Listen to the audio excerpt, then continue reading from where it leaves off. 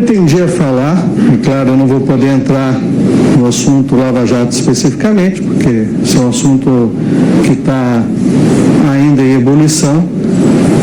Eu queria falar sobre técnicas de investigação, especificamente duas técnicas de investigação, colaboração e hoje, na minha opinião, uma técnica nova, que é a leniência das empresas. Essas duas... Bom dia, senhoras e senhores. Hoje é 13 de março de 2024. São 10 horas e 50 minutos. Na eterna luta do jornal Estado de São Paulo para falar alguma coisa mal de Lula, para atacar Lula sempre de alguma maneira, nessa obsessão a la Ciro Gomes desse jornal, vem agora a fala de um tal de decano da Lava Jato. Olha que nome respeitável, né? Afirma decano da Lava Jato que Lula tinha que estar na cadeia. Ele deu uma entrevista ao Estadão, é o procurador Carlos Fernando dos Santos Lima, mais experiente integrante da Força-Tarefa da polêmica operação que completa 10 anos questionada. Avalia como remota a chance de surgir uma grande ofensiva de combate à corrupção. A certa altura, o jornaleco pergunta a ele se Lula deveria estar preso. E ele diz que sim. Primeiro, não deveria nem estar como presidente, ele deveria estar preso, a prisão dele foi correta. Não foi o Moro que prendeu o Lula, a prisão decorreu da confirmação pelo TRF4, que está sendo investigado como o Moro e como ele mesmo. Não vamos perder tempo com o Carlos Fernando dos Santos Lima, partícipe do trio que pilotou a Lava Jato e cometeu todas aquelas irregularidades. O decano da Lava Jato se aposentou do MPF em 2019. Ele se aposentou tão jovem, não é? Por que é que ele se aposentou? Vamos ver. Primeiro aqui, matéria do consultor jurídico Conjuro. Procurador da Lava Jato recebeu propina de doleiros, destaca Duran.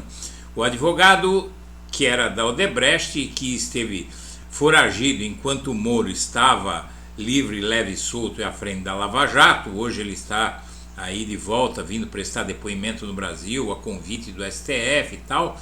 O Rodrigo Tacla Duran afirmou que o procurador aposentado Carlos Fernando dos Santos Lima liderou um esquema de proteção para não processar doleiros da Lava Jato.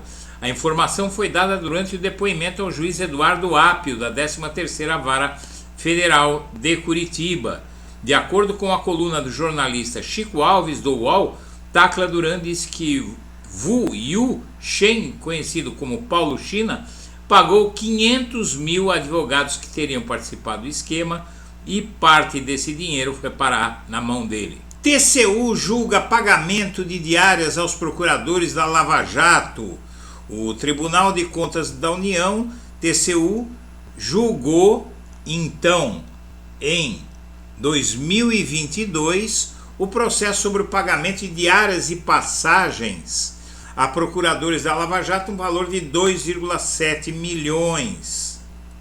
Entre os procuradores citados estão Antônio Carlos Welter, que recebeu 506 mil e 186 mil em passagem, Carlos Fernandes dos Santos Lima, que recebeu 361 mil em diárias e 88 mil reais em passagens, não é? Para trabalhar, quase R$500 mil,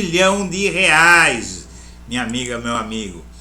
Outra, o TCU julgou a contratação do escritório Hogan Lovells pela Eletrobras. Caso em pauta, isso já é de 2022 também, trata de possíveis irregularidades ocorridas na Eletrobras ao contratar escritório de advocacia britânico Hogan Lovells. Onde é que entra o Carlos Fernando nisso aí? Vamos ver. Curiosamente, um dos principais escritórios subcontratados por esse escritório britânico investigado e que recebeu talvez a mais vultosa quantia tem entre seus integrantes ninguém menos do que o ex-procurador da Lava Jato em Curitiba, o doutor Carlos Fernando dos Santos Lima. Isso mesmo, a Lava Jato começa a investigar a Eletrobras, que contrata um escritório que subcontrata outro, que por sua vez contrata depois o ex-procurador da Lava Jato. Então, minha amiga, meu amigo, ninguém dá mais bola para Moro, para Dallagnol e para esse sujeito aí, a não ser o Estadão, que põe esse homem para acusar o presidente da República sem contraditório e sem ele dar explicação sobre as mumunhas nas quais ele andou metido. Senhoras e senhores, eu agradeço a atenção e deixo meu abraço para todo mundo.